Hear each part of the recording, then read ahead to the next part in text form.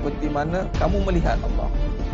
Kalau kamu tidak mampu melihat, percayalah, yakinlah Allah sedang melihat. Jadi maknanya sekarang ni melihat Allah Ta'ala ni berarti kata lain adalah ingat Allah. Ingat Allah. Dan ingat Allah ni lah menjadi agenda kita sekarang. Kita nak ingat Allah. Alangkah malangnya hari ini Allah kata dalam surah Sajadah ayat 9, hakikatnya qalilan ma tashkurun, sedikit sangatnya ingat Allah. Summa sawwahu wa nafakha fihi min ruh ja'alakumus sam'a wal absara wal afidah qalilan ma tashkurun. Allah tiupkan roh dan jasad kita, di dalam jasad kita ni Allah bagi penglihatan, Allah bagi pendengaran, tapi sedikitlah yang syukur. Ini ingat Allah, syukur ni Allah. Kalau mula pun dah tak betul, agak-agak ujung-ujung memang kita boleh betulkan di pertengahannya, tapi kita bimbang nak betul di pertengahannya perlukan kehancuran.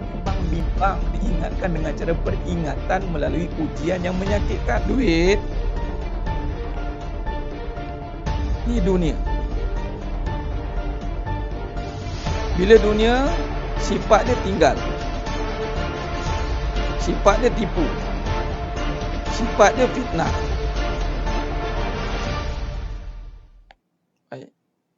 Soalannya, kalau kita terus pergi bersandar pada duit, maka kita akan kena tinggal, kena tipu. Itu makhluk atau kejadian. Bila kejadian, ada tak cara melihat makhluk? Ada tak Allah ajar cara melihat? Kan kita sekarang tengah belajar cara melihat, tidak? Jangan tengok duit. Kalau siapa tengok duit, jadi mata kita. Kaedah yang Allah ajar melalui kaedah Tariq Nubuwah. Qra bismi Rabb bikallazi khalaqa. Bacalah bismi Rabb, bismi Rabb bikallazi khalaqa. Nah, cuba tengok ni sedang jemaah mata Allah SWT. Cuba tengok, perhati baik-baik. Cuba tengok. Pertama, kedua, ketiga. Bacalah dengan nama. Dengan nama siapa? Rabb. Nama siapa? Nama yang menjadikan duit. Duit tu kejadian tidak? Ya. Sekarang ni duit kita dah ada nama. Sekarang ni bila kita baca dengan nama yang menjadikan duit, Nabi kata bermula dengan bismillah, dengan nama Allah.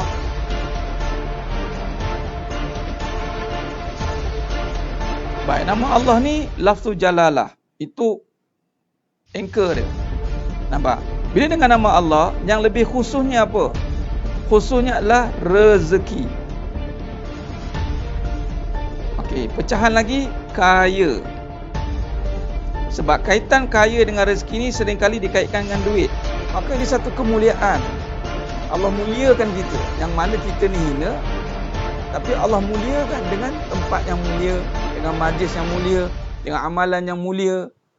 Alhamdulillah, apabila Allah muliakan, Allah berikan kemuliaan untuk mengimarahkan kembali masjid. Subhanallah, satu perkara yang sangat indah. Asal kita itu hina, dari air mani yang hina. Namun apabila Allah nak muliakan kita, maka Allah letakkan kita di tempat yang Allahumma salli ala Muhammad wa ala alihi. Allah itu mengatasi hak segala-galanya. Kita tunaikan hak Allah dahulu, barulah hak kita ini akan disempurnakan. Hak Allah ni, Allah suruh iblis, yang mana sebelum itu Azazil lah.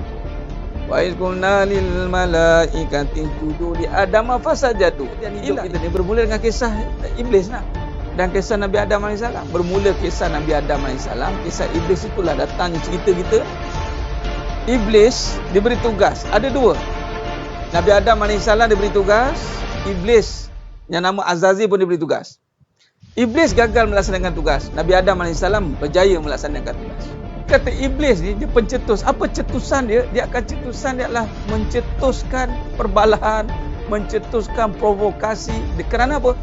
Rasa diri berkuasa. Baik, maka bila diri merasakan aku berkuasa dan mulia, itulah yang akan hancur binasa. Hak kita akan terlaksana dengan sempurna.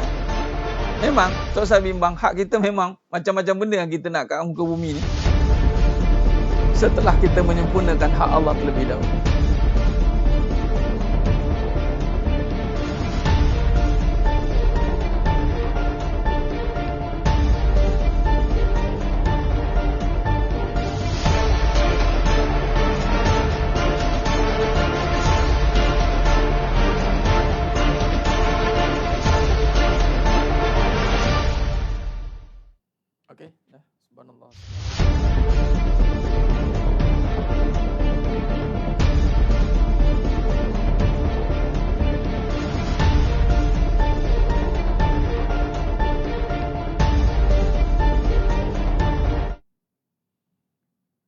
Wassalamualaikum warahmatullahi wabarakatuh.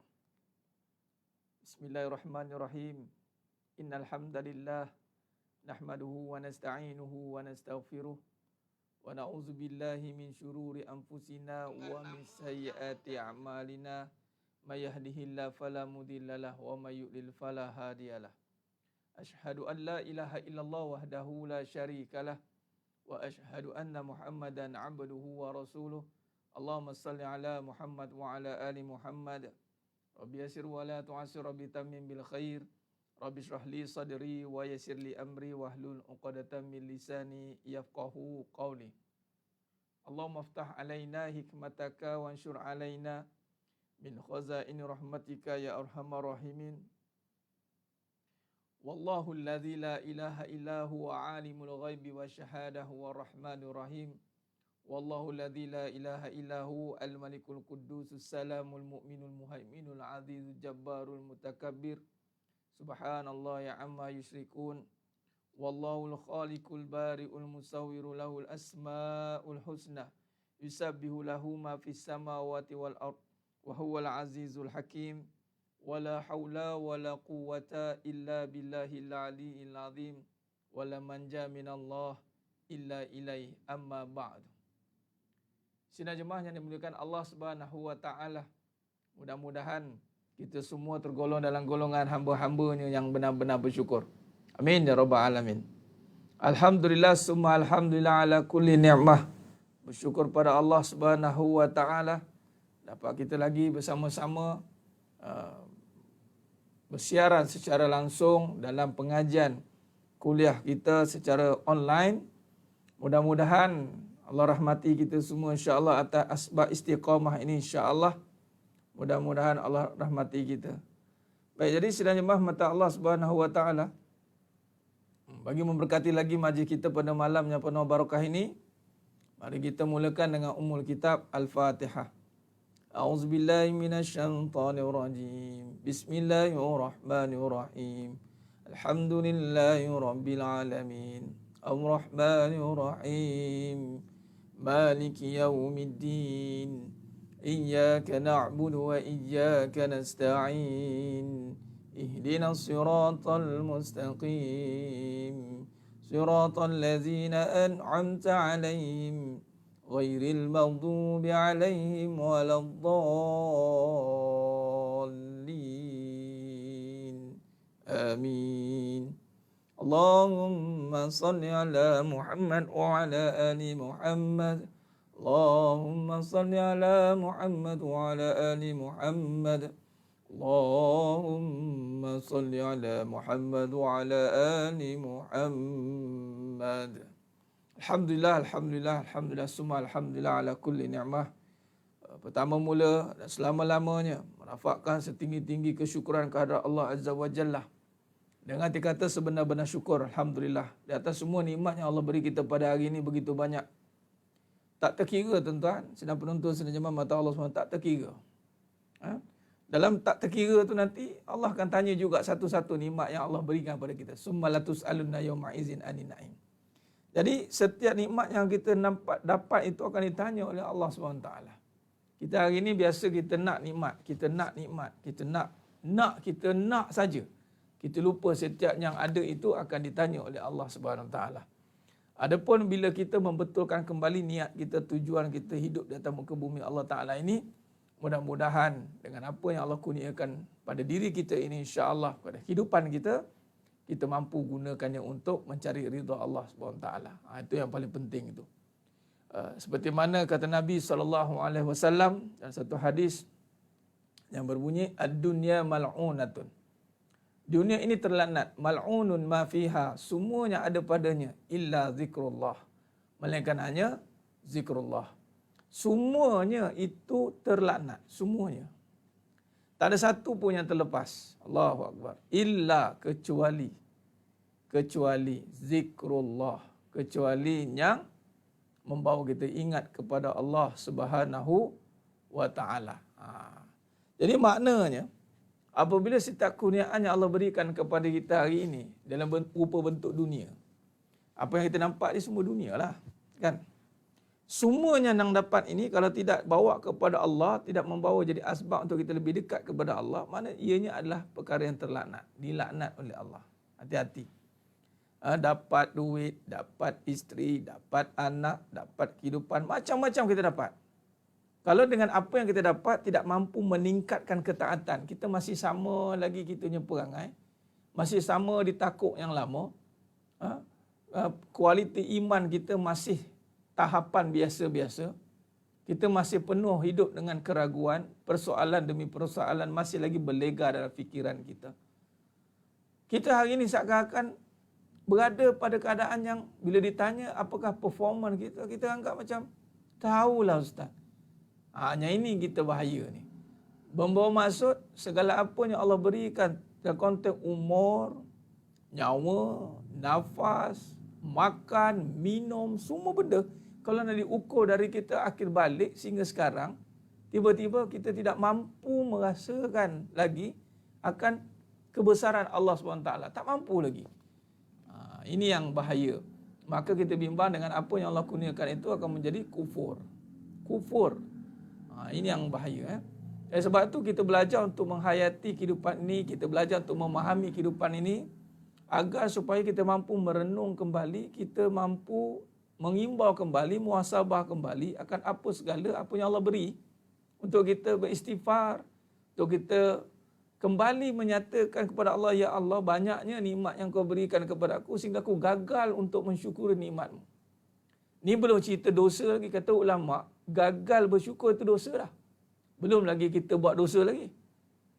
Belum lagi buat dosa, apatah lagi apabila kita melakukan kemungkaran-kemungkaran, syiriknya, Allahu Akbar. Jadi maknanya apabila kita gagal bersyukur, bila kita gagal bersyukur, maka kita akan menjadi hamba yang kufur. Jadi sebab itu, ya Allah, kita minta pada Allah Ta'ala, Allahumma a'inni ala zikrika wa syukrika wa husni ibadatik. Ya Allah, bantu aku, ya Allah. Nabi ajar. Tengok, Nabi tu ajar kita doa untuk minta tolong supaya Allah bantu kita untuk ingat dia, syukur pada dia. Ini dua perkara yang seringkali kita akan lupa nak buat dan kita mudah untuk lupa Allah, kufur kepada Allah. Allahumma a'inni ala zikrika wa syukrika wa husni ibadatik. Dan kita gagal untuk memperbaiki kita punya ibadah. Bila kita lupa Allah, bila kita kufur kepada Allah, maka kita akan melakukan perbuatan yang buruk, perbuatan yang mungkar. Ini kita bimbang. Orang tengok kita sama je, terutamanya dalam bab perkataan, lisan kita. Sama je. Mulut kita masih sama je cakap benda-benda yang tak patut. Bila kena ujian yang datang dalam hidup kita, mulut kita ni masih mengeluh. Kadang-kadang mulut kita ini masih lagi tidak membawa kepada perbincangan yang meyakinkan. Masih lagi berbincang soal kebimbangan, sama je. Mengaji ke tak mengaji ke, sama je. Hati-hati. Daripada lisan akan menggambarkan kondisi iman. Ingat, untuk menjaga keislaman seseorang itu, maka dia kena menjaga rukun yang Islam. Rukun Islam yang syiar. Seperti yang utama solat. Dan aurat. Dan yang seterusnya. Solat dan aurat ni compulsory yang setiap masa. Kalau puasa, zakat, haji ni ada waktu tertentu. Tapi kalau solat dan aurat, ini indikator utama lah. Kalau nampak dia aurat dia tak jaga, solat dia berkira-kira lambat-lambat, maka keislaman dia harus dipertikaikan. Okey, itu selesai bab Islam. Bab iman, macam mana nak menjaga iman? Menjaga lisan. Menjaga lisan. Ini bertepatan dengan hadis Nabi SAW, man kana yu'minu billahi wal yaumil akhir falyakul khairan au liyasmut. Nak menjaga iman itu dengan menjaga lisan. Lisan orang yang beriman ini akan mengeluarkan kata-kata yang menenangkan. Kata-kata yang meyakinkan. Kata-kata yang membawa panduan-panduan. Kita tengok murajaah sifat kalam-kalam kebenaran. Mari kita tengok, kita masuk pada topik perbincangan kita terus. Sifat ataupun ciri-ciri kalam kebenaran itu sifatnya menenangkan, membawa kepada ketenangan. Sebab apa? Ini baru nanti kita akan cerita sumber. Malam ni kita akan berbicara soal sumber kalam. Kita malam ni berbicara soal sumber kalam. Baik. Kata-kata atau ciri-ciri kalam kebenaran ini apabila seseorang itu sudah mendapat dipanggil halawatul iman, kemanisan iman, apabila seseorang itu sudah berada pada makam imannya yang sudah mendapat petunjuk yang jelas, sudah jelas keyakinan dia, maka kalam dia, lisan dia akan keluar perkara-perkara yang baik, yang bersifat kita mendengar, membawa kepada ketenangan. Yang kedua, menambah keyakinan.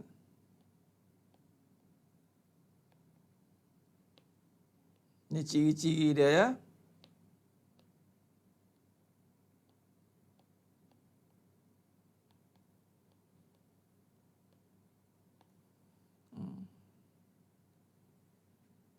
Allahumma salli ala Muhammad wa ala ali Muhammad. Ketiga, memberi atau panduan, petunjuk. Ini ciri dia. Atau nasihat, penuh dengan nasihat. Nasihatnya bukan punah sihat nasihat. Allahumma salli ala Muhammad. Okey. Saya mengejah jap. Okey.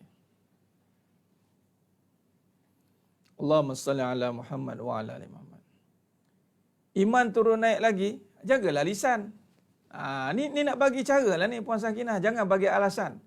Jangan bagi statement. Kita mengaji, kita tak nak ada statement-statement yang statement alasan. Iman turun naik lagi, itu yakin ke bimbang tu? Kita sebut tu tenang tak? Tak tenang kan? Tu maknanya kalam tu kalam batil. Iman manusia turun naik, tapi takkan nak biarkan dia turun naik. Kalau bantai dah mati, time mati tu iman turun, tak nyaya. Memang sifat iman kita ni turun naik, sifat dia. Tetapi takkan nak biarkan turun naik, turun naik, turun naik. Sifat iman Nabi sentiasa naik. Iman malaikat itu kekal.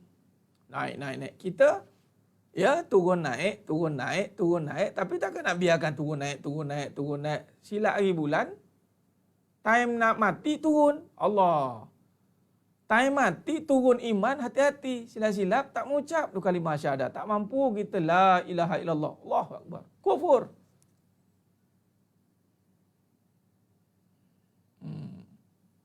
Ini kita tidak boleh jadikan sebagai satu alasan. Ingat, kita tak nak mencipta alasan. Kerana kita penuh dengan panduan. Mana ada alasan? Islam tidak dibina dengan alasan. Islam agama yang membawa panduan demi panduan. Yang mana bersumberkan sumber kalam yang utama itu. Macam mana tiga perkara ini boleh dizahirkan? Yang mana sumber yang pertama dan sumber kalam ini semua ini datang pada Allah. Sumber kalam. Kerana ini kita belajar ni malam ni sumber kalam. Kerana sifat Allah lah yang mutakalliman.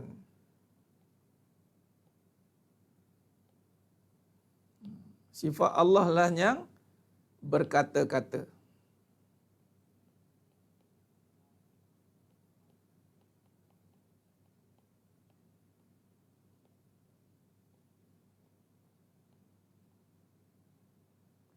Mutakalliman, berkata-kata. Sebab dari Allah ini, ala bizikrillah, ala bizikrillahi tatma'innul qulub. Hanya dengan ingat Allah, jiwa jadi tenang. Kena doa bagi iman tidak turun naik kan Ustaz? Kena doa. Yelah kena doa. Tapi adakah doa yang kita hayati itu kita faham maknanya? kita kena berdoa. Bukan doa saja. Berdoa. Apa maksud berdoa? Menghayati doa. Doa tu, doa ra'sul ibadah. Kepala kepada ibadah. Makna doa ni kata-kata kan. Kita kena fahamlah kata-kata. Jangan main ikut je cakap. Doa boleh doa tapi tak berdoa. Dia baca saja. Dia sebut. Bukan baca. Dia sebut doa. Dia berdoa ni dengan hati. Dengan penghayatan, kefahaman. Nampak? Baik. Sumber yang pertama, kalam ini tidak boleh daripada lain. Mesti datang daripada Allah. Itu sumber yang utama. Yang aula, sumber kalam. Kerana Allah lah yang berkata-kata.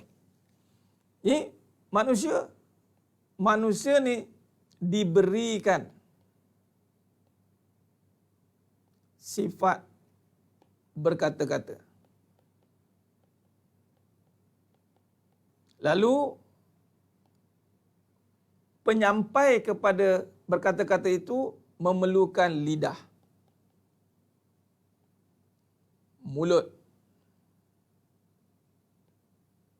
Ni kita. Yang mana lidah dan mulut ni asalnya adalah bisu. Mati.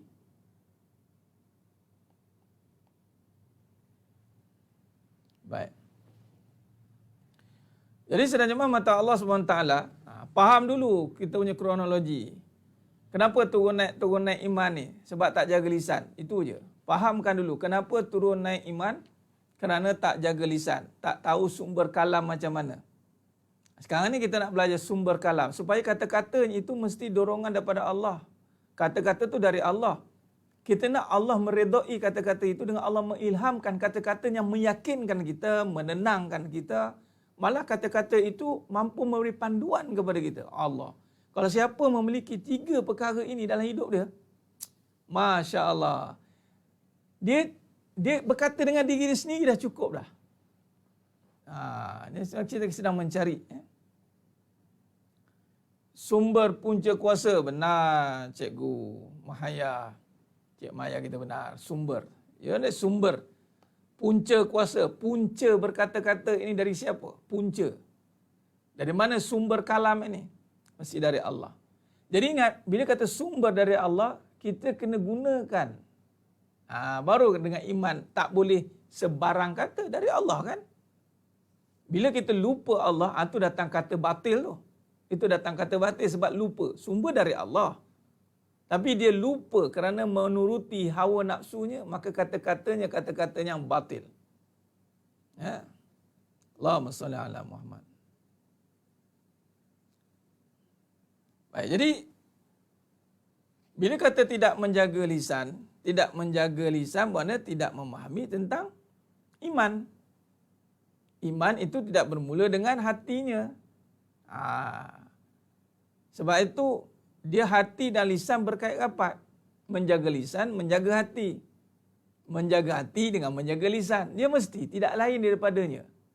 Orang yang nak menjaga hatinya itu mesti menjaga lisannya. Orang yang menjaga lisan itu mesti dia sedang menjaga hatinya. Dia mesti. Hati itu isi, lisan itu kulit. Kulit mesti nak menjaga isinya. Isi yang baik, kulit dia pun mesti akan baik. Jadi kalau kita nak tengok kulit itu busuk, kerana dalamnya sudah membusuk. Kalau kulit sudah busuk kan, kulit buah. Macam mana tahu buah itu busuk? Kita akan nampak pada kulitnya sudah busuk. Kulitnya sudah ada ulat-ulat ke ataupun lebam-lebam ke, kita potong tengok, dalam pun lebam juga. Jadi maknanya isi yang cantik, kulit pun cantik. Isi yang buruk, kulit pun buruk. Dan juga kulit ini juga menjaga isi daripada jadi buruk. Tu pun nampak tak dia punya tamsilan dia, kinayahnya. Jadi maknanya saling berkait rapat. Lisan dan iman saling berkait rapat. Ibarat isi dengan kuku, dia saling berkait rapat. Tidak boleh. Dia tidak boleh hati baik, lisan jahat. Ataupun lisan baik, hati jahat. Pun tak boleh. Kalau lisan baik, hati jahat, munafik. Lisan baik tapi hati jahat, munafik. Tapi ustaz, lisan buruk, hati baik. Lisan buruk, hati buruk. Hati buruklah.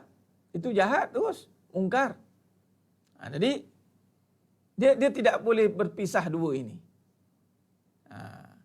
Jadi isi baik, kulit baik. Jadi kalau misal kata lisan je baik, hati je buruk ustaz, munafik. Tapi lambat laun keluar juga keburukan pada lisannya apabila sudah tidak mampu menahan keadaan hatinya yang ditekan-tekan oleh nafsu, lalu keluarlah perkataan-perkataan buruk pada lidahnya. Hati-hati. Baik. Jadi sidang jemaah mata Allah SWT. Sebab itu peranan lisan ini sangat besar. Antaranya apabila digunakan dalam konsep meminta, berdoa. Lisan. Sama ada lisan itu dizahirkan, dijaharkan, dikuatkan ataupun kata-kata itu disembunyikan. Dipanggil kata-kata hati. Atau kata-kata yang dizahirkan. Poinnya adalah kalam. Kata-kata. Yang mana Allah SWT gerakkan sifat ni sebelum lidah berkata-kata, datangkan dari hati dulu. Hati dah mula berkata-kata. Jadi sumbernya daripada Allah. Lalu Allah masukkan dalam hati. Lalu dari hati inilah akan datangnya lisan. Jadi Allah tidak tiba-tiba bagi ke sini. Dia mesti melalui hati. Jadi kalau hati dia terhijab dengan Allah, maka dia tak dapatlah kata-kata yang baik. Hatinya terhijab daripada Allah. Maka ada lagi satu sumber yang kedua, ini Allah. Maka Allah berikan juga yang mana kata-kata itu menuruti hawa nafsu. Ni nafsu ni, kata-kata ini Allah berikan juga pada nafsu. Yang mana kata-kata ni pada hati, pada nafsu. Bila dia terhijab dengan Allah di sini, maka lisannya akan pergi kepada nafsu. Dari Allah juga. Tapi Allah izinkan terhijab daripada hati, maka dia akan berkata-kata melalui nafsu. Dan nafsu ini berbicara, bersumberkan keadaan dan kebenaran. Ini kita ulang lagi sekali supaya biar kita faham. Sumber kalam ini. Kalam batil ini sumbernya nafsu. Ini kalam batil. Kalam batil. Adapun semua sumber daripada Allah, tetapi yang batil itu apabila dia terhijab hati daripada Allah, maka kalam batil ini Allah izinkan dia berkata-kata melalui nafsu. Apabila dia tidak bersihkan hati dia. Sebab tu kena bersihkan hati ni. Bila dia bersihkan, maka hilanglah hijab ini. Bila hilang hijab itu, maka dapatlah dia panggil petunjuk ilham. Dia panggil ilham daripada Allah yang baik. Fa'alhamaha fujuraha wa taqwaha. Surah Al-Syams. Ini pada Allah. Saya lukis baliklah macam ni. Fa'alhamaha fujuraha wa taqwaha. Allah ilhamkan fujur dan takwa. Fujur turun dekat nafsu. Takwa turun dekat kolbu. Dua-dua dari Allah. Baik, ini ilham. Allah ilhamkan bentuknya. Allah tiupkan. Ada dua jalan. Maka Allah kata, qad aflaha man zakkaha wa qad khaba man dassaha. Beruntunglah mereka yang menyucikan. Menyucikan maksudnya apabila dia berusaha untuk pada kolbu ni. Berusaha dia untuk berkata-kata melalui kolbu. Dan merugilah mereka yang mengotorinya, membiarkan nafsu yang menguasai dia. Dan nafsu ini berkata dia ada sumber dia.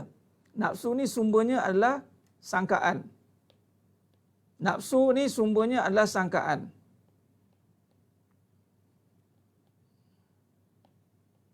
Sangkaan ni berbicara soal keadaan, kebenaran. Tu nafsu. Qalbu sumbernya adalah baik tadi Allah kan. Maka yang pertama kalamullah. Kalamullah yakni Al-Quran. Itu sumber qalbu. Bila Al-Quran, apa lagi? As-Sunnah. Yakni hadis. Apa lagi? Dia panggil ijma' ulama. Ijma' al-ulama. Al-ulama warasatul anbiya. Ini dalam pembahagian hukum lah ni. Qiyas.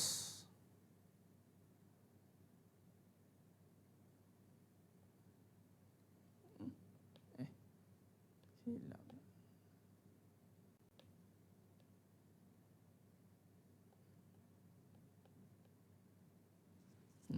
Qiyas.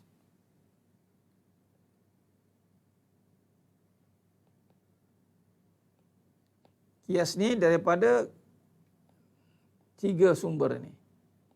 Daripada 4. 3 lah Quran Sunnah, hadis, Al-Quran, hadis dan ijma' ulama, kemudian qiyas. Nampak? Nak berkata-kata ni. Kadang-kadang, okey baik. Dalam kehidupan, kalau sumbernya dah memang hadis daripada Al-Quran, kita akan faham dah. Kita akan cakap dah ikut Al-Quran. Tapi, bila mari bab kehidupan, susah kita nak kaitkan Quran, hadis, ijma' sebab kita tak hafal. Bila tak hafal, nafsu serakah itulah nafsu amarah. Nafsu amarah lah.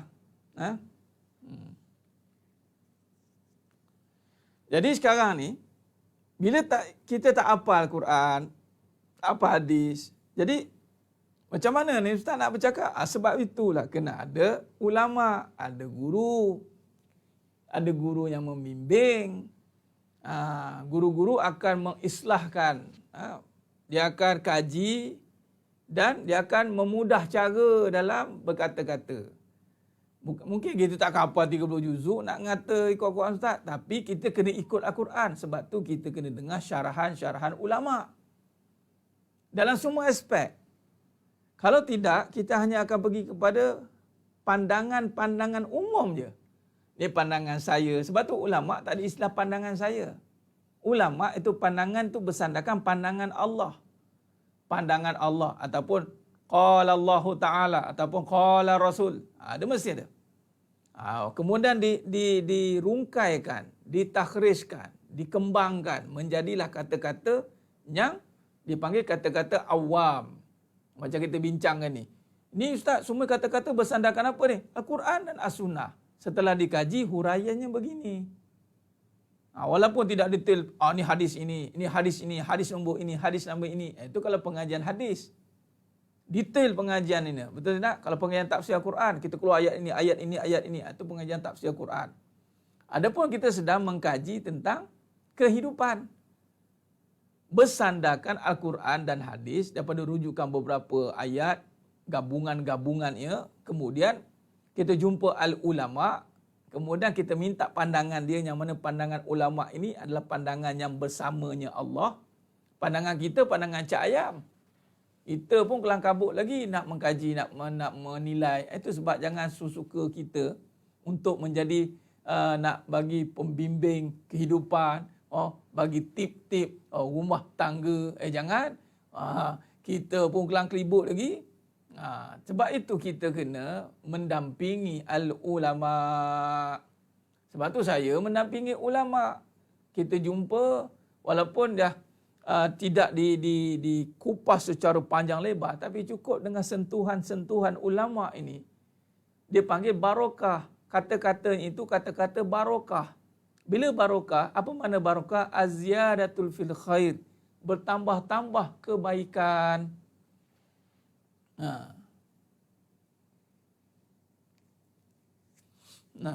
Sebab itu mesti kena ada. Sebab tu kena ada guru, kena. Sebab dia nak mengupas itu. Tidak boleh kita seorang-seorang duk menong.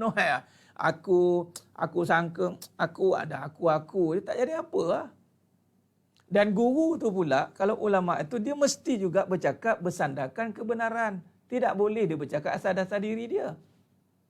Kalau banyak cerita tentang dia, maksudnya keadaan, kebenaran. Hati-hati. Sebab tu kadang-kadang kita tengok topik-topik perbincangan. Ada perbincangan yang kita tengok dah lari tajuk. Cerita tentang keadaan. Contohlah dalam rumah tangga kahwin. Cerita tentang keadaan si Polan A, si Polan B. Dia ni cukup takut dengan isteri dia, cukup ni. Itu keadaan. Sebab keadaan ni belum tentu betul lagi. Belum tentu benar. Sebab keadaan tu mungkin boleh jadi konflik.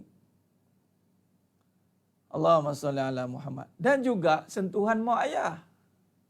Mak punya pandangan firasat dia tembus. Pandangannya itu sebab apa? Okey, begini. Saya susun sekejap sebelum terlupa ni Allah bagi. Bila kata dari Allah,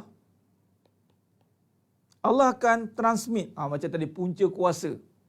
Saya pergi kat Jana Tenaga tadi, ada maklumat. Kalau tidak nak panjang lagi live-nya tadi. Tapi memandangkan kita rushing, dia pun ada meeting tadi. Dia cakap apa? Punca kuasa distribution area tadi tu 24 jam non-stop. Dia tidak boleh putus. Oh, hebat katanya.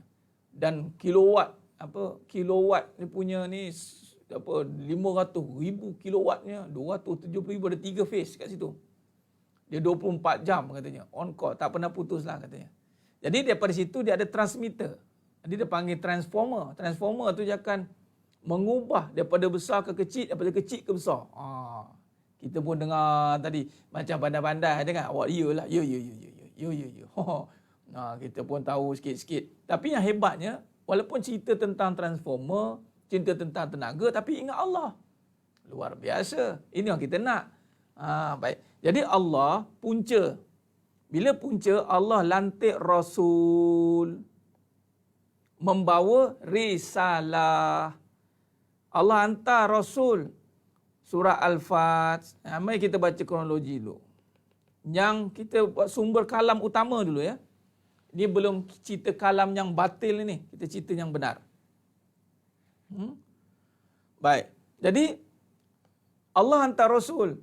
Wallazi arsala rasulahu bil huda wa dinil haqq liyuzhirahu 'ala ad-dini kulli wa kafa billahi shahida. Ada. Jangan keluar tajuk Puan Sakinah firasat isteri tu tepi tu. Tak mau cerita isteri punya firasat ni. Bukan, itu sangkaan. Nak jadi cerita pula tu orang perempuan punya sangkaan. Tak mau. Kita tak mau dengar cerita lain-lain dulu. Sekarang ni fokus. Ada kata firasat isteri lah, firasat orang itulah, firasat orang lain. Kita tumpukan sumber ni datang pada mana dulu. Okay, sekarang ni sumbernya daripada Allah dan Allah lantik Rasul. Maka kita ada berapa Rasul yang wajib kita imani? 25 Nabi dan Rasul. Bila kata Nabi dan Rasul, berakhirnya pada Nabi Muhammad sallallahu alaihi wasallam. Bila kata Nabi Muhammad sallallahu alaihi wasallam, maka Nabi Muhammad sallallahu alaihi wasallam ini akan turunlah kepada, dia panggil khalifah. Ini kalau turun susu jalur lah senang cerita. Turunlah kepada yang dipanggil penyampai-penyampai. Ulama. Kita namakan ulama lah. Orang yang berilmu. Dari mana ilmu dapat? Daripada Nabi. Semua daripada Nabi. Nabi terus dari sebelum ni kira Nabi ada perantara lah Jibril. Okay, baik. Jadi sekarang ni bila kata perantara ni, so ingat susu jalur ni, maka siapa lagi yang Nabi iktiraf? Al-ulama warasatul anbiya, dan juga siapa? Ibu dan ayah. Ini ada hadis. Ibu dan ayah. Walidaini ihsana. Nampak? Baik. Bila kata ibu dan ayah ni, makom, sebab tu firasat. Orang yang Allah lantik. Isteri janganlah. Isteri belum dapat lantikan. Dia dapat sangkaan dia banyak. Ini isteri punya firasat. Abang jangan. Saya tahu abang main kayu 4 belakang. Kan betul? Alah. nak jadi cerita Allah pula betul dengan budak tu, menjadi-jadi. Tak, sebenarnya mak dengan ayah ya, yang Allah lantik. Kemudian suami pun masuk juga. Sebab suami sebagai waris ataupun wali ni. Penyambung kepada wali. Ayah ni kan mewalikan. Tu suami. Ulama ni termasuklah guru. Jadi firasat mak ayah, suami, dan suami pula kena fahamlah suami yang macam mana Jangan main pukul rata pula. Suami yang mengikut Nabi lah. Dan mak ayah ni dah tentulah. Mak ayah ni makam mulia dah. Karamah mak ayah ni dah tertentu dah. Jadi apatah lagi mak ayah yang dekat dengan Nabi. Apatah lagi mak ayah yang mengamalkan sunnah Rasulullah SAW. Lagilah kuat dia punya signal dia. Even mak ayah sendiri saja pun dah kuat signal. Pencawang utama. Saya namakan mak ayah ni sebagai pencawang. Ni pencawang. Pencawang ni transmitter yang mendapat ilham tu Allah bagi.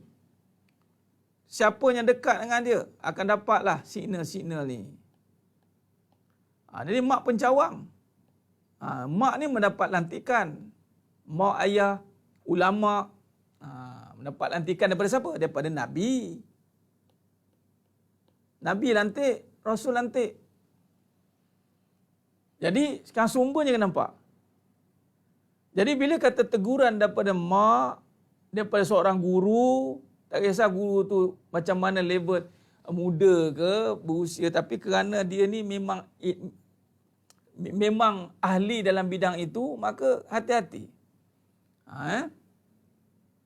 Jadi maknanya sekarang, bila seorang suami, habis isteri ustaz, jadilah ibu. Firasat untuk anak-anak pula. Bukan dia suruh firasat merenung kesalahan suami. Ini firasat merenung kesalahan suami. Itu salah guna, itu batil. Pergi renung anak-anak tu. Renung anak-anak ni tengok.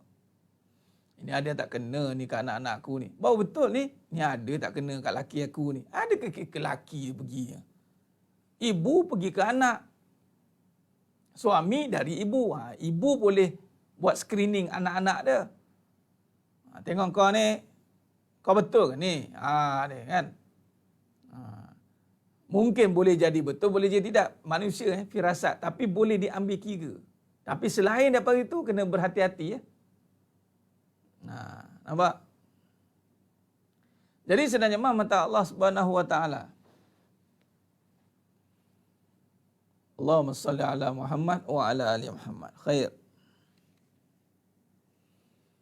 Jadi berbalik dengan sumber kita tadi, maknanya kalamullah, Al-Quran, sunnah, hadis, ijma' dan qiyas.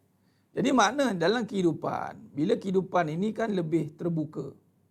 Bila kehidupan, kita itu yang perlukan nasihat. Kerana kita tidak mengetahui akan keadaan yang berlaku yang akan datang. Kita tak tahu. Jadi perlukan petunjuk. Petunjuk itu bukan dengan apa yang kita lihat. Allah Akbar. Hati-hati, jangan petunjuk ikut keadaan, ikut kebenaran. Petunjuk apa yang disampaikan oleh Allah melalui kalam Rasulullah, melalui kalam-kalam al-ulama, melalui kalam-kalam orang yang ahlinya dalam bidang-bidang yang Allah dah berikan keistimewaan.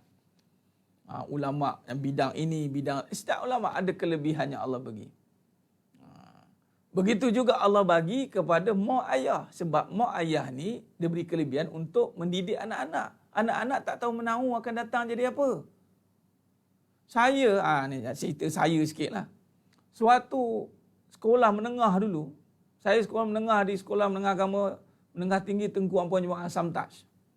Antara satu dipanggil apa, keputusan yang kritikal saya buat waktu itu adalah mengambil kos lukisan kejutaan.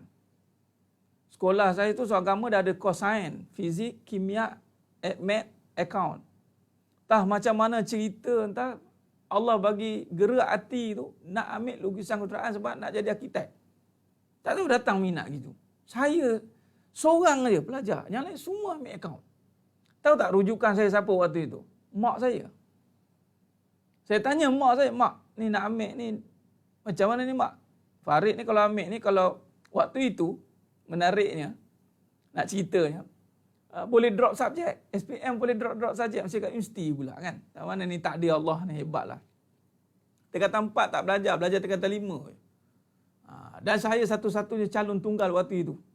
Di sekolah Samtaj. Kalau gagal 100%. Kalau lulus 100%. Dan mak saya lah yang mengatakan, teruskan Farid. Mak saya cakap itu lah. Teruskan. Mak yakin? Tak. Walaupun mak tak tahu apakah benda lukisan Quran itu, mak tak tahu. Tapi kerana gerak hati itu, ilham Allah bagi itu. Okey. Sama juga dengan ketika mak letak nama. Tu hati ibu-ibu, mak-mak ni jangan menduk suka-suka duk bubuh nama gabung-gabung. Mak letak nama, apatah lagi perkenan daripada ayah, dan nama saya, ayah saya kata, dibetulkan oleh arwah Ustaz Semui, Qadi Besar Selangor. Ulama. Faridul Firdaus nama saya. Dibetulkan nahunya.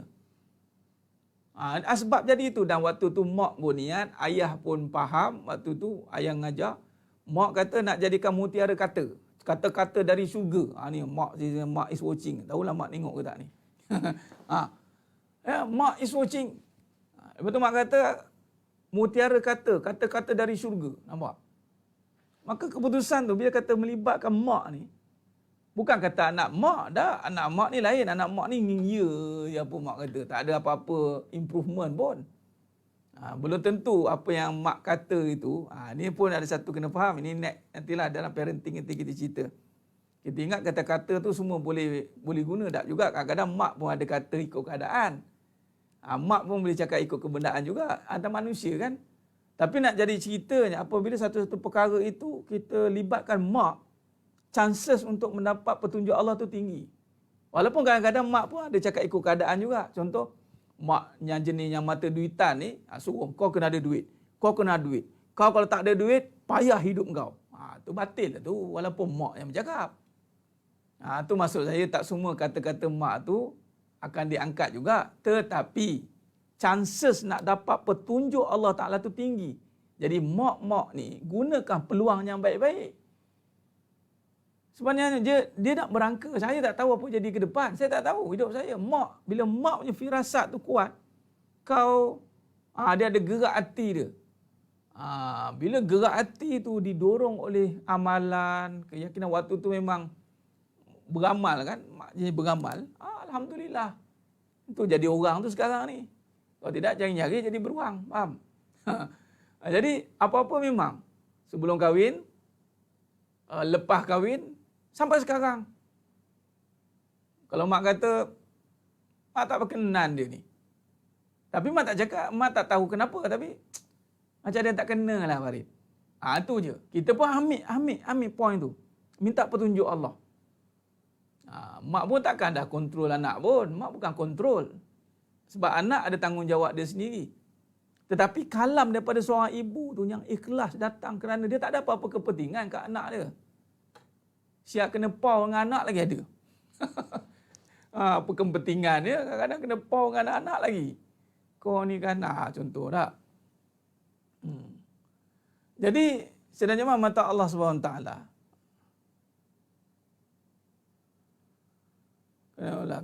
Memanglah, kena ada ilmu lah kan Ustaz. Kalau nak bantah cakap mak, salah tu. Ni bukan soal bantah cakap mak. Jangan soal bantah. Dia tak ada bantahan yang kata mak ni.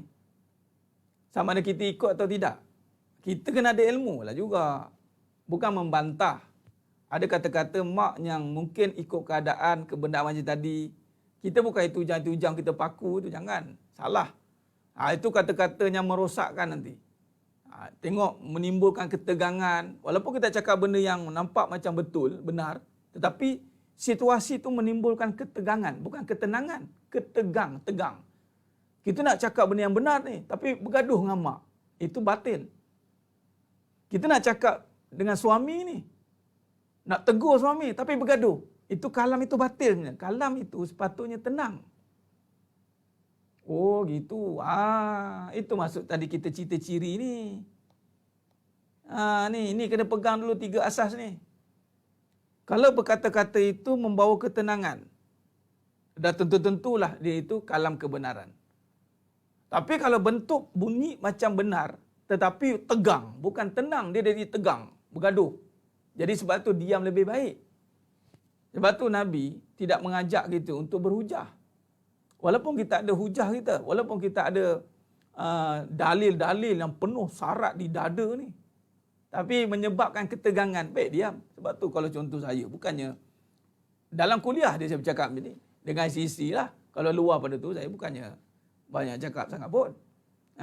Allahumma salli ala Muhammad wa ala ali Muhammad. Khair. Jadi berbalik dengan tadi mak, seorang ibu, itu pun jadi petunjuk sumber. Jadikan sumber rujukan. Jangan ingat mak kita, ada yang kata macam ni ustaz, ni kira anak lelaki, anak perempuan dah kira lain. Perempuan yang dah kahwin, sumber rujukannya suami. Dia pencawang besar suami. Kalau suami kata abang tak berkenan, tak payah buat. Kalau suami kata dia berkenan, silakan. Kalau suami kata tak berkenan. Habis ustaz, suami saya bukan ahlu sunnah. Sekarang ni cuba tengok dulu apa benda yang dicakap tu. Janganlah tengok diri dia macam mana. Tengok dulu. Walaupun memang tidak melibatkan kita, nak berkata tengok dulu kan perwatakannya, perawinya macam mana. Tapi peluang untuk mendapat petunjuk tu tinggi kalau libatkan sumber-sumber ini. Contoh, kita nak hidup, nak bercakap sumber Al-Quran. Tinggi petunjuk tu. Apatah lagi mak yang bercakap berdasarkan Al-Quran. Oh, luar biasalah. Apatah lagi mak bercakap menggunakan hadis. Mak ini qala Rasul. Oh, mak. Qala Allah Ta'ala fil kitabil aziz. Ni. Lagi dahsyatlah. Double up lah dia punya hujahnya. Tapi mak tu sendiri, suami tu sendiri, walaupun penampilannya, perwatakannya kurang meyakinkan contoh suami, tetapi dengar dulu kata-kata dia. Ambil tu. Oh janganlah buat. Tak jadi. Janganlah. Kalau mak kata, mak tak sedar hatilah kamu. Tak payahlah. Tak payahlah. Kalau buat juga, nyaya je. Okey. Abang berkenan, awak berkenan tak? Berkenan mana tu Puan Fazilah? Tambah lagi ke apa? Abang berkenan dengan ni. Saya tak berkenan lah bang. Turuti apa yang suami berkenan. Selamat dunia akhirat. Ni tak boleh ada ilmu sikit cakap besar dengan mak. Itu batil. Itu penting anak. Bila ada ilmu, bila dia tak ada adab dengan mak masih lagi tu, ilmunya tidak terpakai. Sama dengan isteri. Isteri, dia ada ilmu ke, belajar mengaji, belajar ni online setiap malam, semua, kemudian pergi usrah, pergi. Tapi dengan suami, dia tidak bertambah akhlaknya, adabnya, ilmu dia terbatal. Batil. Suami dia makin tak yakin dengan isteri dia. Ni bini aku ni makin mengaji, ni makin meragukan aku ni. Makin mengaji, makin menambah ketegangan. Makin mengaji bukan makin bagi nasihat, pun nasihat. Asyik menyalahkan aku je kerja dia. Mentang-mentanglah mengaji hakikat kehidupan. Mentang-mentanglah lisanul haq. Itu jangan, saya tak masuk campur. Kalau macam tu, itu bukan mengikuti pengajian. Orang yang mengikuti pengajian lisanul haq, hakikat kehidupan, dia akan boleh menenangkan, menambah keyakinan, memberi nasihat dan petunjuk yang berguna. Itu sifat-sifat kalam kebenaran. Dan sudah pasti 3 perkara ini bersumberkan Allah. Mesti. Dia tak ada dari diri kita. Bila cakap tenang, biasalah saya lah tu yang tenang tu. Jangan nak perasaan lah.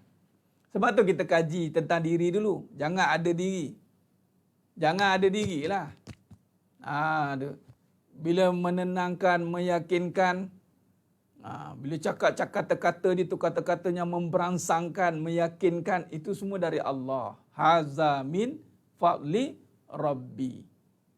Baik, bila kata-kata dari Allah, Allah dah gunakan lidah kita ini. Subhanallah. Ini yang cantik ini.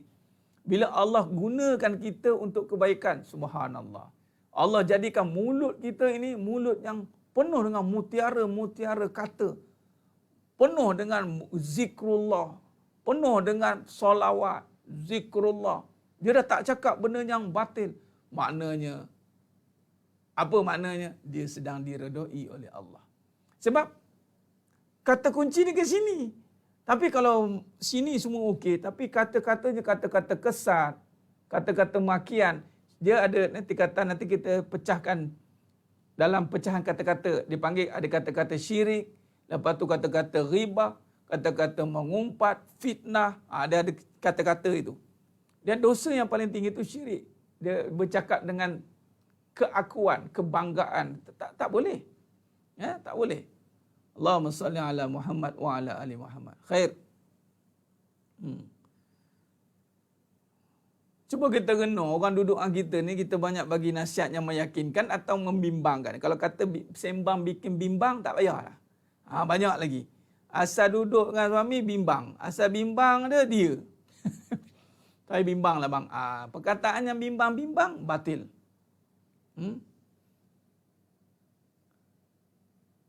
Ustaz baru dapat ilmu sikit, boleh ke isi tegur suami rasa macam ada yang tak kena di mata? Ilmu ni untuk diri sendiri, bukan untuk negur orang. Puan Zarina, belajar ilmu, betulkan niat. Belajar ilmu bukan nak ubah orang. Habis tu suami tu Ustaz, dia nanti dapat ilmu juga. Bila? Bila kita berdoa ke Allah Ta'ala. Ustaz, saya nak tegur juga. Jangan timbulkan ketegangan. Nak tegur, okey. 3 ni, mai hadam betul-betul ni. Hadam betul-betul. 3 ni pegang. Nak cakap juga, timbulkan ketenangan. Kalau tak mampu, diam. Kalau bercakap tapi bukan tenang, melayang, tegang, tak payah. Ilmu belum di dada lagi tu. Tak payah. Sebab dia lebih pada merosakkan daripada menasihatkan. Dia akan jadi punah sihat nanti kan. Menambah ragu lagi. Suami bagian, kamu ni. Dia bukan menambah yakin, nambah ragu lagi. Tak payah. Tapi sekiranya bercakap itu menenangkan suami. Bang, ni Kia nak cakap sikit ni bang. Apa dia? Sebenarnya kan bang, dengar sebenarkan je bang pun suami kata, okey cukup. Kamu kata kamu tu abang tenang dah. Apa kamu cakap apa? Cakap. Amboi. Bau betul ini bang. Panggil abang dia, bang. Suami kata, mula tu. Apa yang tak kena lagi? Dah bergaduh. Awak nak nasihat tapi jadi pun nasihat. Tak payahlah. Sebab tu hati kena settle dulu. Jangan tegur dengan keadaan tak puas hati. Ni kita biasa cakap dengan tak puas hati. Macam mana nak tenang? Sebab tu kan dari hati ni kan.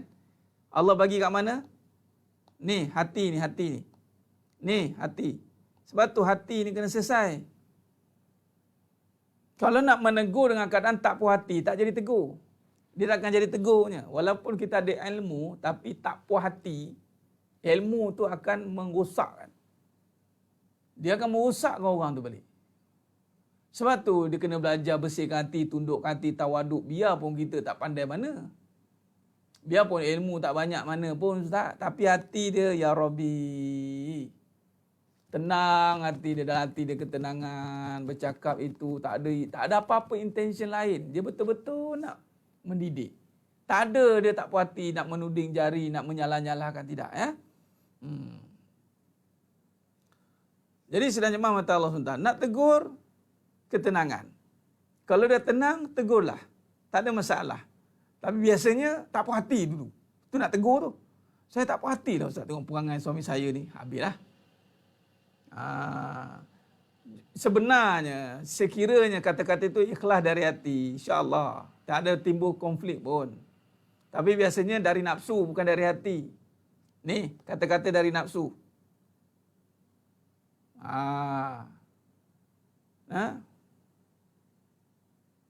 Jadi, ya kena tegur Ustaz. Tegurlah. Tak ada masalah. Tapi tegur. Tadi, sekiranya Puan Intan, dengan nak tegur tu, dengan nak macam nak membetulkan, dengan bertimbul pergaduhan, dah berapa kali tegur dah. Jadi, nak betulkan suami ke, betulkan diri dulu. Kalau sekiranya kita kata-kata itu, kata-kata dah seperti wali Allah, bercakap pun menenangkan, tegurlah, siapa kata halang. Tapi lebih kepada tak puas hati sebenarnya. Tak puas hati, asasnya adalah nafsu. asas kita berkata tu ni sumber kalam kita ni. Bukan ingat Nabi, ingat salah suami.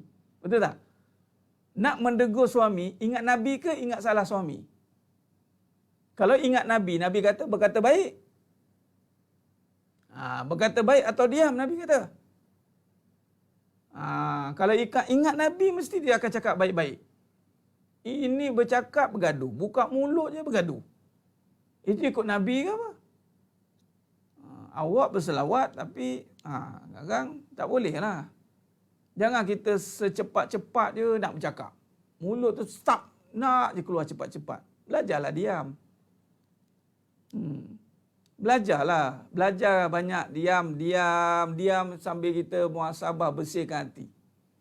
Sebab mendidik bukan tugas isteri. Yang kena tak boleh diam suami. Suami tak boleh diam. Suami kena cakap juga. Suami kena belajarlah cepat-cepat. Jangan ambil masa yang lama membiarkan keadaan tu. Allahumma salli ala Muhammad wa ala ali Muhammad. Dah mesti akan ingat salah suami punya. Allahumma salli. Baik, jadi sebenarnya mata Allah SWT, sumber kalam tadi, balik tadi. Maka tadi Allah dia akan gerakkan ilham. Dia panggil ilham ini satu seruan. Satu idea. Ilham. Dalam bentuk fujur atau takwa. Baik. Yang mana ilham ni datang, akal, minda, itulah ilham. Yang dikawal oleh siapa? Kalau nafsu kawal, dia akan conquer akal itu. Maka dia akan jadi buruklah semuanya.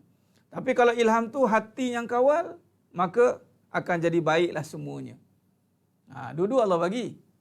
Dan Allah kata, rugilah siapa yang menuruti nafsu. Di sinilah Allah nak uji. Akibat suami diam, bengkoklah perempuan itu. Tuan Hassan, kalau suami diam, ini pun satu bab. Kalau suami diam, kan Nabi kata, perempuan ni dah bengkok. Ni tadi adalah seorang jemaah kita tu, dia bagi pandangan, tak bolehlah ustaz nak terima tulang dengan besi. Saya pun bagilah gambaran. Besi dengan tulang ada miripnya, walaupun tak boleh exactly. Tulang ni kekuatannya lebih kuat daripada besi. Memanglah. Tulang besi untuk sokongan bangunan. Tulang pun boleh. Cuma nak dapat tulang mana besar-besar? Tulang gajah. Gajah kok memot dia yang boleh tulang besar-besar. Itulah datangnya ilham buat besi. Tapi dalam tulang dah ada ion dah. Zinc, macam-macam campuran lah dalam tulang ni. Yang Allah buat adalah dia panggil sebatian besi. Tu cerita pasal sains ni. Sebatian besi. Dan sebatian besi ini juga boleh dinisbahkan tamsil. Tulang bengkok, besi bengkok kan lebih kurang. Biasa kalau tulang patah, nak digantikan tulang tak ada, ganti dengan besi. Kalau aksiden ke apa ke, masuk besi. Kadang-kadang tanam terus. Macam pelajar sekolah saya tu. Ada seorang ni tulang dia patah. Masuk besi, masuk pelit. Dan pelit tu tanam terus atau buang, boleh. Mana yang doktor sila muncul. Kalau doktor kata nak tanam terus, tak nak buang, tak payah operate, tanamlah besi itu terus. Bolehlah jadi pengganti tulang. Tapi taklah sehebat tulang. Jadi tadi kalau dibiarkan, habislah. Habislah. Sebab tu suami kalau biarkan asal keadaan perempuan itu bengkok, maka akan bengkoklah. Sampai ke sudahlah. Kalau bengkok takkan pernahnya lurus.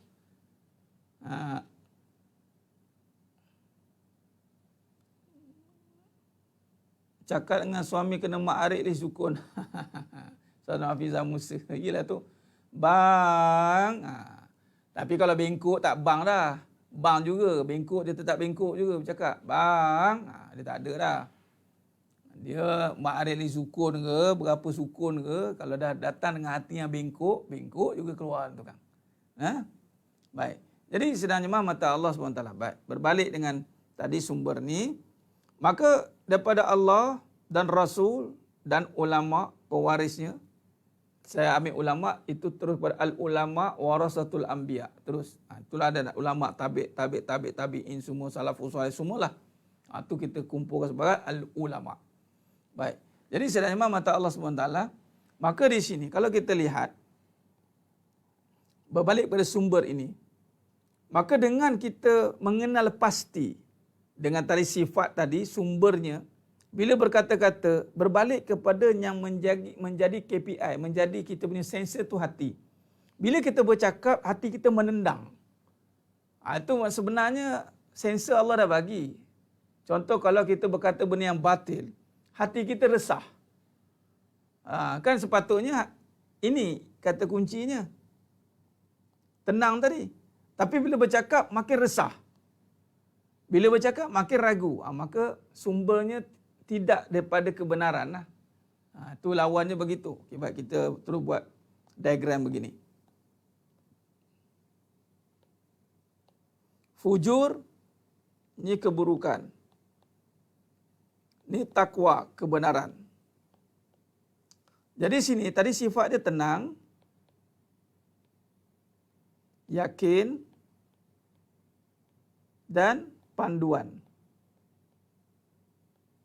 Kita dapat petunjuk. Okey. Jadi bila kata fujur ni yang mana lawan kepadanya adalah gelisahlah. Lawan kepadanya bimbang.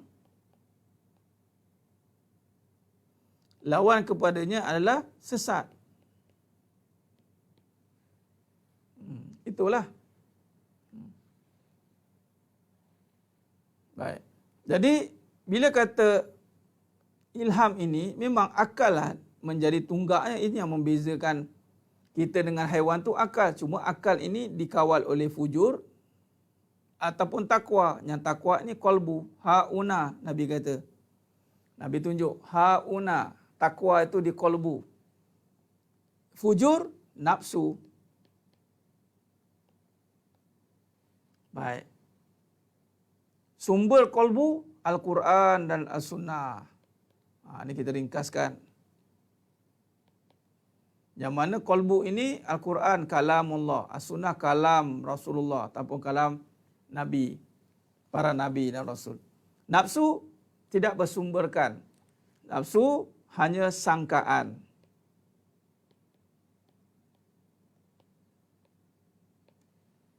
Baik. Sangkaan ni pula didasarkan oleh keadaan. Sebab tu tadi firasat-firasat tu macam betul dia, padahal ikut keadaan dan kebendaan.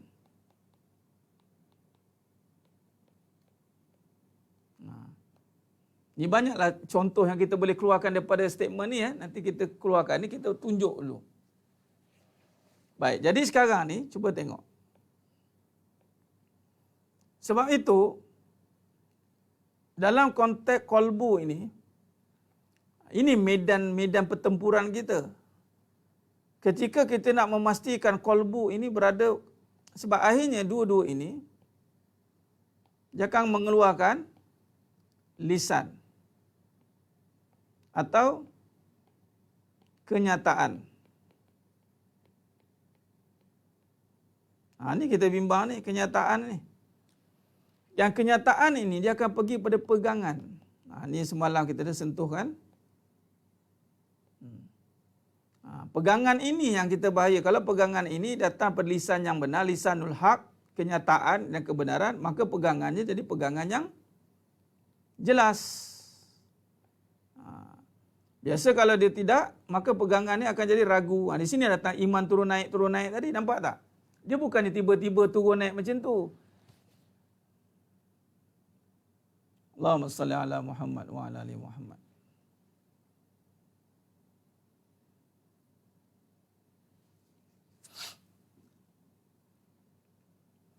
Sebab itu kalau kita lihat, ini dalilnya surah Al-An'am ayat 116.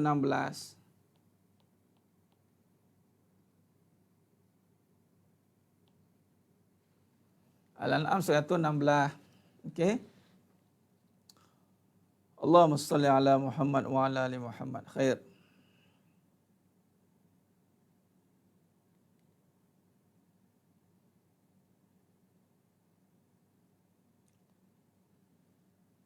Jelas ya? Malam ni kita belajar sumber dulu. Nanti besok kita akan belajar insya-Allah contoh-contoh dia yang kemarin kita syarah dia situasi. Okey. Allahumma salli ala Muhammad wa ala ali Muhammad. Baik, jadi bagaimana kata-kata yang benar tapi dengan yang marah? Pastikan yang benar tapi dengan marah. Ustaz, dia ni ngajar buat hukum makam tapi dengan yang marah. Marah-marah dia. Okay, jadi marah-marah cuba tengok. Kemarahan itu kalau membawa pada gelisah, bimbang, sesat, maka kemarahan dia kemarahan yang batil. Tapi ada kemarahan yang semakin dimarah semakin tenang. Contoh macam kelas ni lah kena marah. Tak faham lagi. Dia ada satu tajdid, dia taukid, marah dia daripada ragu tu, daripada gelisah, dia kena sergah, tenang terus. Dia ada marah macam tu. Itu dipanggil marah bersandarkan kebenaran. Nampak? Masya Allah, hazam min fali Rabi ya Ustaz Muhammad. Ya, ada persamaan dalam kitab mengenal roh. Allahu Akbar. Ibn Qayyim rahimahullah ta'ala. Subhanallah. Rezeki pada Allah. Itu memang almarhum Dato' Abah Hasan dia pun suruh baca kitab tu. Tapi saya pun tak terbaca detail kan. Tapi alhamdulillah lah. Kita mohon pada Allah Ta'ala bagi ilham, mudahkan. Memang saya yakin. Daripada kita yakin daripada sumber kalam para ulama' ni walaupun sentuhannya sedikit ya. Tapi Allah akan dorong kalam-kalam ini dibentuk mesti melalui jalan ulama' juga. Mesti ada dalam kitab. Betul, nampak? Ustaz Muhammad pun dah mengesahkan. Alhamdulillah, terima kasih Ustaz. Kitab Ar-Ruh, kitab Ruh tu kata-kata dia tinggi tu, syarahnya tinggi tu. Memang payah tu. Kalau tak ada syarah yang betul, memang terbeliak mata, tergeliat lidah nak faham. Tapi alhamdulillah lah, dengan kalam guru boleh faham insya-Allah. Baik. Jadi beza, sebab tu marah. Jangan duk kalik, dia lembik-lembik, suka-suka. Memang, saya memang jenis. Kita segah, marah. Sebab dia duduk dalam gelisah, bimbang, sesat. Jadi kita segah dia, hilang gelisah, yakin, tu maknanya marah yang bagus. Tapi daripada tenang, yakin, kemudian marah, terus gelisah balik, tu kalam yang batil. Sebab marah ni ada kedudukan dia. Jangan bukan kata tak boleh marah. Marah pada tempatnya. Kalau tak boleh marah, bak kata Buya Mekah, kalau agamamu dipijak, agamamu dihina, kamu tidak marah, kapankan saja dirimu. Contoh ni. Di agama dimain-mainkan, kemudian kita dengar suka-suka pula. Tak boleh lah. Itu kan kena saya marah tu. Awak tak ada kepahaman dalam menghurai, tiba-tiba bagi statement-statement yang macam tu. Sebab tu kadang salah soalan ke, salah bagi ni, memang saya cantai ya, sebab benda-benda macam tu kalau tidak pergi ke tahap itu, ini yang panggil kolbu ni kena jelas. Ni pun satu. Jelas tambah. Dia bukan lagi main keadaan kebenaran, dia jelas. Kita panggil sidik. Kalam yang furqan, dia membezakan. Furqan membezakan hak dan batil. Jadi dia jelas. Dia tidak boleh sama-sama, tak boleh. Allahumma salli ala Muhammad. Baik, jadi sedang mata Allah Subhanahu Wa Taala. Jadi begitulah sedikit sebanyak. Ya, marah pada tempatnya, bukan suka-suka je nak marah, tak boleh. Marah apa dasar, apa asas? Asas tak puas hati, batil. Tapi kalau asasnya daripada kebenaran, nak mempertegakkan syariat, itu silakan. Malah kalau tak marah pula, lagi bahaya. Allahumma salli ala Muhammad wa ala ali Muhammad. Baik, ragu ni jelas tadi. Saya dah sebut dah kat bawah ni jelas. Okey, cukup. Jadi saya kira cukup setakat tu dulu. perbincangan kita pada malamnya penuh barakah ni. Cukup kita faham dari sumber tadi. Semuanya mesti dari Allah. Berbalik tadi, ni Allah.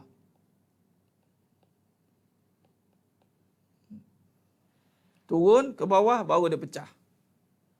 Dan tengok kita di pihak yang mana, fujur ataupun takwa. Baik, jadi sebab tu kita kena sentiasa memperlihatkan keadaan hati kita supaya kita tidak termasuk dalam golongan yang fujur, yang membuat pada kerosakan. Sebab tu kita kena sentiasa menjaga hati ini, insya-Allah. Khair. InsyaAllah kita rasa kita sambung perbincangan kita pada siri yang akan datang, insya-Allah. Besok malam tak ada.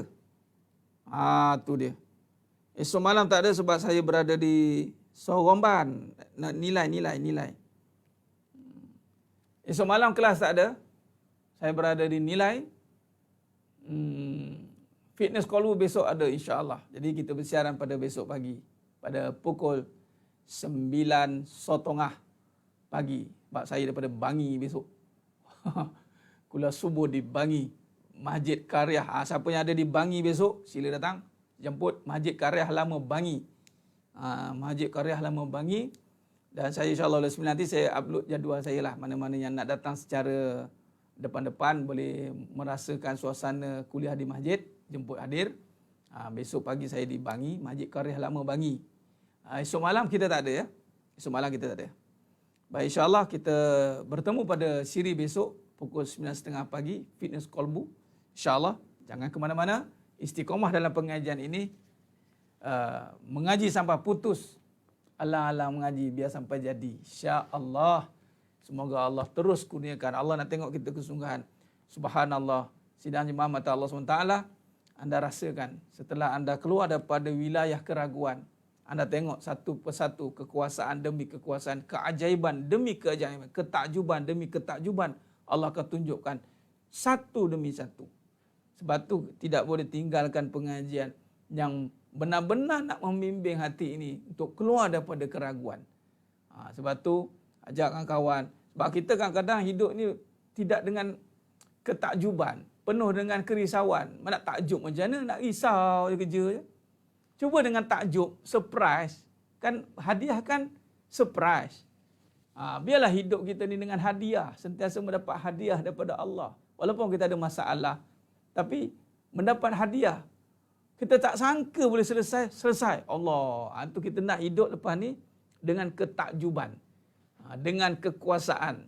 Dengan tiada lagi persoalan-persoalan. Kita nak hidup dengan keyakinan. Mudah-mudahan kita balik berjumpa dengan Allah dengan jiwa yang benar-benar selesai dan yakin dan tenang kembali kepada Allah. Khair. Terima kasih banyak dan sekali. Terima kasih banyak kepada semua yang istiqomah dalam pengajian ini. InsyaAllah mohon ampun, mohon maaf atas segala kekurangan dan keterlanjuran kata dalam penyampaian ini. Hanya Allah Ta'ala sajalah yang mampu menyempurnakan perbahasan ini. InsyaAllah. Moga-moga semuanya. InsyaAllah. Allah pilih masuk dalam syurganya tanpa hisap. Amin. Ya Rabbal Alamin. Jadi ketemu lagi kita pada siri besok. Fitness Kolbu 9.30 pagi. InsyaAllah. Mudah-mudahan Allah berizinkan insyaAllah. Aku lu qali hadza wa astaghfirullahalazim li wa lakum wa billahi taufiq wal hidayah. Wassalamualaikum warahmatullahi wabarakatuh. Kita tangguh dengan tasbih Farah dan suratul As. Subhanakallah. Wal asr innal insana illa allazina amanu wa tawassaw bil haqq. Wallahu a'lam bisawab. Takbir. Allahu akbar.